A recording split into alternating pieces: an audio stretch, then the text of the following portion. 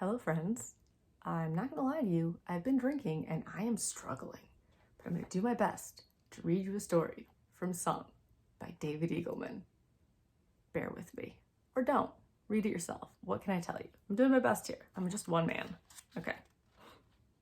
This one's called Incentive, and I hope that's reason enough for you to listen. Even with the aid of our modern deductive skills, it is impossible to imagine our own death. It is not because we lack insight, but because the concept of death is made up. There is no such thing. This will become clear to you at some point when you get into a situation that you think should kill you, say a severe car crash. You'll be surprised to realize that it didn't hurt. The witnesses around you will laugh and help you up and brush off the glass and explain the situation.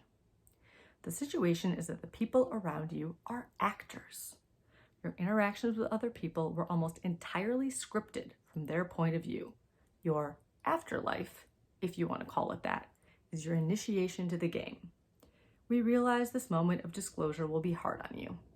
For God's sake, you will think as you pick yourself up from the car wreck. What about my lover? What was our relationship based on? Were all the nighttime whispers fabrications? Rehearsed lines? And all my friends? Actors? My parents? Pretending? Don't despair. It's not as bad as you think. If you think you were the only uninitiated one while all the rest were actors, you're not quite correct. About half the people are actors, and the rest, like you until moments ago, are the beneficiaries. So it is equally likely that your lover was in the same naive boat you were. And now it is your responsibility to become an actor for her, so that she detects no change in the relationship. You will become like an adulterous spouse striving to force normal behavior. You may have to be an actor for other beneficiaries as well. Your boss, your cab driver, your waitress. As an actor, you get to see the backs of things. When you finish a conversation with a beneficiary and exit the room, you find yourself in a backstage waiting area where slanted 2x4s hold up the unfinished backs of walls. There are couches here, and you can get snacks from vending machines. You make small talk with other actors while you wait for your next appearance. Your next appearance will be, say, at 12:53 p.m. for what appears to be a coincidental run-in with someone on the subway. Before each appearance, you are given a small script on a note card. Generally, the instructions are vague. For example, you may be instructed to feign surprise when you run into the beneficiary. Perhaps you will also be instructed to pretend you have just bought a dog, or alternatively, to act as though work is weighing on your mind. Other times, the instructions include something quite specific. You are to mention somewhere in the conversation the title of a new book, or drop the name of a mutual friend. Presumably, other actors during the week will have similar assignments, so the beneficiary will be guided toward a new idea or meeting.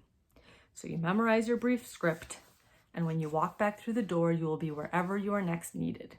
The restaurant bathroom, or the museum gift shop where your friend is waiting to meet you, or perhaps a bustling sidewalk where you are to be spotted arm in arm with another actor.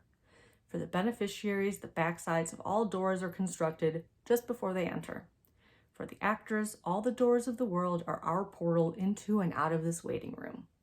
We don't know how the directors dynamically construct the world, much less for what purpose. We are only told that our obligation here as actors will eventually end, and then we'll move on to a better place. You may decide you're not willing to uphold this continuous lie to the beneficiaries. You may yell into the director's intercom that you won't be their deceitful stool pigeon.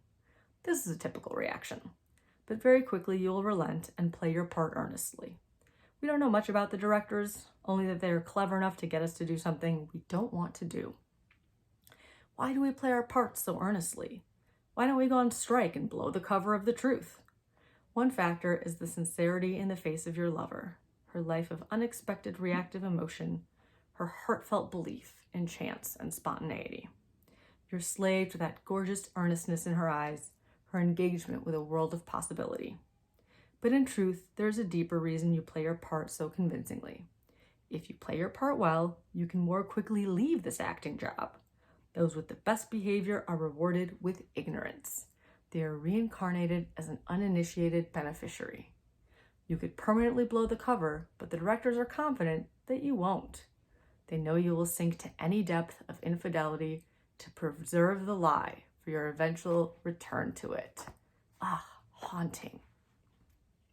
So that's the one for today. There are ones in the past. There may be ones in the future. Who knows? Who can say in these crazy, unprecedented times? I hope you've enjoyed this story. If you haven't enjoyed this story, that sounds more like a personal problem. Have a night.